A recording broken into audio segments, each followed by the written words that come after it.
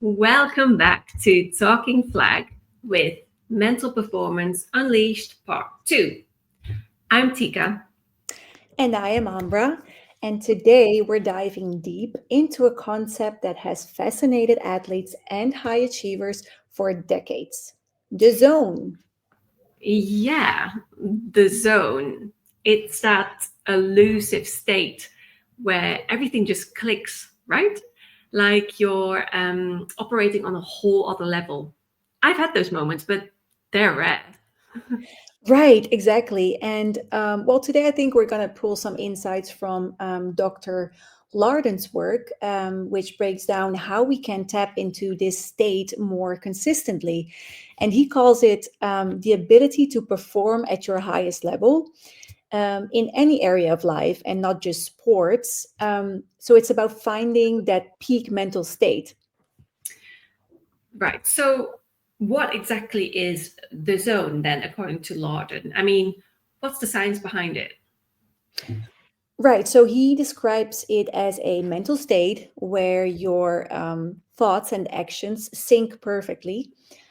So your thinking brain kind of takes a backseat and you operate more on instinct and reflex, but with complete focus, if that makes sense. Yeah. So, like, time seems to slow down, distractions fade away, and performance skyrockets. It's almost like your brain is running on a more primitive, reflexive level, but you're fully engaged. It sounds almost mystical, but he emphasizes that it's not magic. It's a state of mind we all have the potential to reach. So, how do we get there? Yeah, so he outlines 10 core lessons to help us get there. Well, let's just dive into it. So, number one is dream, very simple. It's about setting clear, powerful goals and not just vague wishes, but they have to be like specific, measurable targets. Yes, right. And then number two, I believe, is be prepared to overcome the odds. And that's more about resilience and expecting challenges. It's about knowing things won't always be smooth sailing. Right, exactly. So then we have number three, and he talks about transforming desire into will. So that means turning what you want into what you're determined to achieve. So there's a difference between basically wanting to run a marathon and actually training for it. Yeah, exactly. And then four is trust your brain, keep it simple, and stay positive. So that's about mental clarity and focus. So really avoiding that overthinking. Mhm. Um, and then number five, stay in the now and be in the process. So that's really about focusing on the present, not the past or the future, just being very mindful and in the moment. Yes, yes. And then I think six is about your emotions. So you need to be able to manage your emotions and thoughts. So it's about self regulation. Um, yeah, so basically, it's about controlling your reactions, which makes a lot of sense. And then the next one, number seven, is keeping your motivation pure. And that's something we'll dive deeper into a bit later. Okay. And then we have number eight, acceptance and faith conquer fear. So that means overcoming fear with trust. Number nine, build confidence and win. And finally, number 10, perform under pressure. So, Yes. yeah, so those 10 lessons, what we understand, are like a bit of a roadmap, aren't they? So, but let's then talk about the two scorecards concept. That really stood out to me. It's more like a practical tool. Yeah, I think that's brilliant. It's about differentiating between what you can and you cannot control.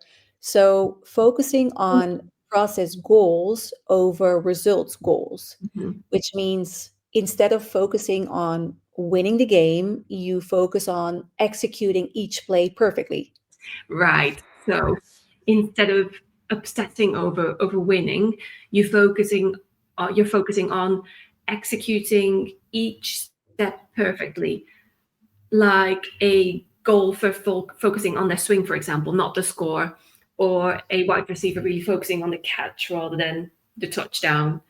Um, it's about focusing on the elements you can actually control and that are in your power. Yeah, exactly. And then Larden also says that focusing on the process leads to better results, anyways. So it's really about like shifting your mindset, focusing on the controllable variables, basically. Yes, that's what he's saying. But then there's also the whole thing of stop comparing yourself thing.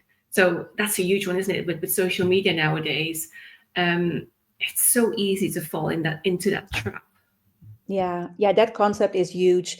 If I remember correctly, he says that comparing yourself to others is like a one-way ticket to unplugging from the zone. So it really creates insecurity and distraction. Um, so you're always looking at someone else's highlight reel, basically, not the full story. Mm-hmm. Yeah. So what he's trying to say is try to focus on your own journey, not someone else's highlight reel. It's about your own personal best. Yes, exactly. And that really ties into keep your motivation pure. And then we're talking about intrinsic and extrinsic, Mm-hmm. which means love for the process versus fame and fortune. Okay, so are you doing this because you love it, or are you doing this because you want the accolades? Yeah. Okay. Yeah. So that's intrinsic and extrinsic motivation, isn't it? So is it really coming from inside, or is it something from the outside that is stimulating you Mm-hmm. to be successful? Yeah. And I think that's crucial. And research shows that intrinsic motivation leads to better psychological stability. Um, Sorry about that. I actually put it on non-disturb, and I'm not sure why it's actually coming through. I think it's because it's an emergency contact. Really sorry about that. Um, I lost my train of thought.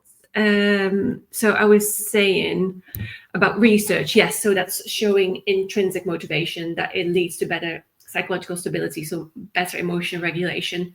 So you're more resilient when you're driven by passion.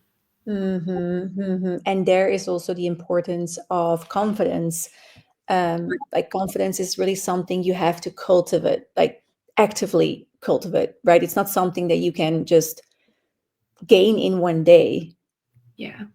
Yeah, absolutely actively nurturing your confidence, removing negative thoughts, like we spoke about in our first episode about this as well.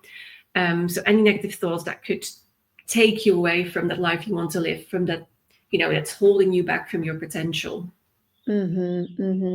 Yeah, so like to wrap it up a little bit, the zone isn't just a magical place. It's more like a mental state where that we can cultivate through focus, discipline, and self-awareness. So it's about conscious effort, Yes, right? yeah, absolutely. So it's about shifting our focus from outcomes to the process. So Mhm. staying intrinsically motivated, so really motivated from in ourselves, from within ourselves, and just keeping and tending to our self-confidence. And it's obviously about that daily practicing that.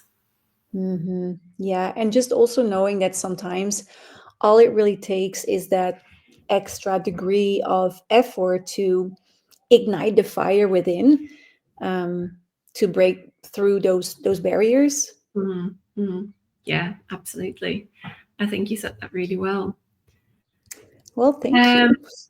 Right. Yeah. Well, guys, so that was Mental Performance Part 2. Thanks for joining us here on Talking Flag, and we hope you found these insights helpful.